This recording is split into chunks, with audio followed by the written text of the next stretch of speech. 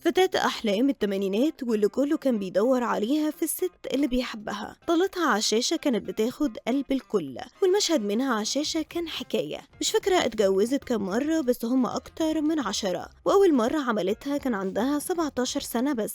أخدتها كعب داير من المطار للموضة وبعدين التمثيل. قرار الاعتزال حصل بخطوة واحدة منها في عز مجدها، وأما رجعت للتمثيل تاني كان بسبب والدتها. رفضت ميراثها من أبوها بسبب اللي عمله معاها، وما تعرفش أي حاجة عن اخواتها. انفصلت عن جوز ليها بسبب فيلم، والعند عندها هو اللي سايق. آخر جوازة مكملة معاها والسر وراها كبير قوي. سهير رمزي الست اللي مفيش زيها ولا في جمالها اتنين، ليه لسه متجوزة جوزها الحالي لحد دلوقتي، وليه رجعت وقلعت الحجاب بعد ما لبسته سنين، وعلاقتها بياسمين صبري. تفاصيل كتير في حياة سهير رمزي محدش يعرف عنها حاجة، هنكتشفها في الفيديو ده. خليكم معانا وهتعرفوا كل حاجة عنها. سهير رمزي مرت في حياتها بمراحل كتير قوي، وبدأت الشغل من وهي عيلة صغيرة. كانت حياتها من غير أب، وأمها هي كانت كل حياتها، مش بيفرقوا بعض أبدا. ده بعد ما أبوها انفصل عن أمها قبل ما هي تيجي الدنيا أصلا، وحاولت تشوفه مرة واحدة وهي عندها 13 سنة، وهو رفض. بعدها ما حاولتش تاني.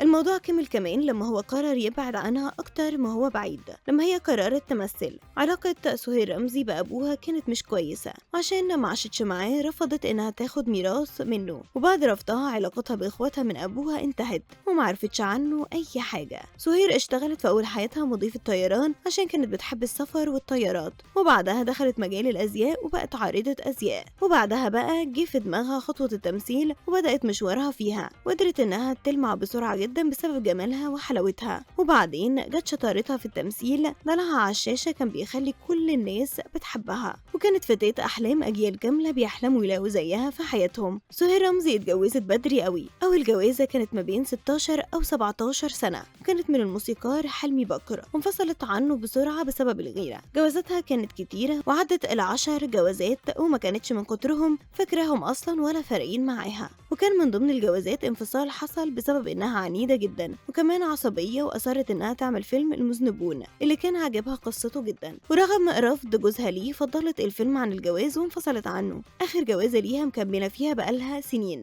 بسبب إنه قادر يسيطر على عصبيتها كمان عندها، وطلع راجل وهي بتشهد له إنه مستحمل كتير قوي. سهير رمزي في فترة نجوميتها وسنها لما بدأت تاخد سكة تانية في السينما اتغيرت 180 درجة، وكانت المفاجأة إنها اتحجبت ولبسها كله بقى محتشم جدا، وتحولت المايوهات والقصير والكت للبس بكم ومقفول. الناس استغربت جدا، وخاصة إنها كانت نجمة ومش بعيدة عن الأضواء خالص، بس هي كانت عايزة كده. لما المجتمع اتغير وبقت الناس بتبص على بعض، وكانت حابة اللي بتعمله. وبعد ما أخدت قرارها ده ما ندمتش على أي دور عملته، وقالت إنها بعد الاحتشام كان ممكن تقول مش هعمل، بس وقت نجوميتها وسنها صغير لا، هي حابة كل حاجة عملتها. مفاجآت سهير رمزي مش بتخلص، عشان الناس تلاقيها فجأة قلعت الحجاب تاني، بس طريقة لبسها المحتشمة ما اتغيرتش، فضلت زي ما هي. وقالت إنها قلعت الحجاب عشان خلاص بقت من القواعد، وسنها كبر وما بقتش الناس تبص عليها زي زمان، بس طريقة لبسها المحتشمة زي ما هي ومش هتتغير. ولما فكرت ترجع للتمثيل مرة تانية كانت بعد رحيل والدتها، اللي حست بعدها بالوحدة لأنها كانت عايشة معاها ومش بتفارقها. سهير لسه محافظة على جمالها زي ما هو من غير ولا عملية تجميل واحدة، والمرة اللي فكرت فيها تعمل إجراء تجميلي جريت من تحت إيد الدكتور وما عملتش حاجة. شايفة إن اللي زيها دلوقتي في الجمال ياسمين صبري، وبتشوف إن اللي هي تقدر تمثل زيها وإنه كمان شبهها. انتوا بقى إيه رأيكم في اللي قالته سهير رمزي؟